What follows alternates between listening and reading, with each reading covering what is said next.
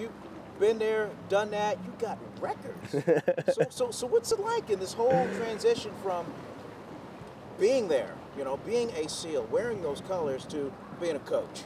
It's awesome. It's really cool to see kind of the different side of the deck, because obviously being in the pool, you got to listen to the coach, you got to do all the stuff, and now telling the kids what to do, it's kind of fun because you get to kind of see the other side of the whole aspect of swimming. You get to kind of understand the whole, I guess, technique and more of that. Because when I was swimming, I kind of just swam, just did my thing.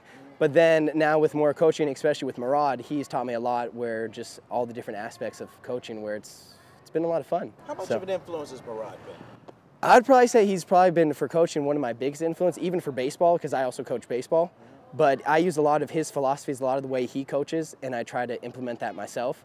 Because I felt when I swam for him, because he was my coach, I want to say close to 9 years, I think it was. So he really influenced me when I was swimming, and I really understood a lot of the stuff, and everyone that I swam with really liked his coaching style. What side do we breathe to? Cameron?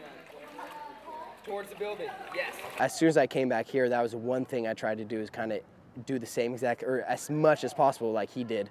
So I think by far he's my #1 person I look up to in coaching, all that kind of stuff. So You get flashbacks when you see these kids go? definitely, yeah, especially when I hear him say, like, first group, ready, go. All right, first group, ready, go. It's just one of those, it brings me back, especially coaching over at Strawberry. It's definitely a little throwback. We're gonna do 5 100s, okay? They're all gonna have freestyle in them, but it's gonna be kind of rotating like an IM. My mom's a swimmer, my dad's a baseball player. And so at a young age, it was my mom's deal to do all the swimming, teach us all how to swim. So my brother, I have 3 older siblings, an older brother, 2 older sisters.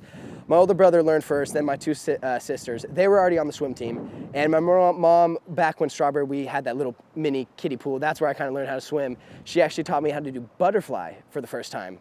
So when the coach who was coaching at the time, Tom, who's actually coaching with Marin Pirates, he asked, like, what kind of strokes can he do, all this kind of stuff. And my mom told him I could do a lap of butterfly. And he was like, okay, let me see. Did a lap of butterfly, and at the age of 4, I got into swimming. And now the league, they don't allow anyone 4 years or any younger to swim. So I kind of got lucky. I was allowed on the team. So it was one of those things. My mom kind of just threw me in, taught me how to swim, and just kind of went from there. First group, ready, go. Second group, ready, go.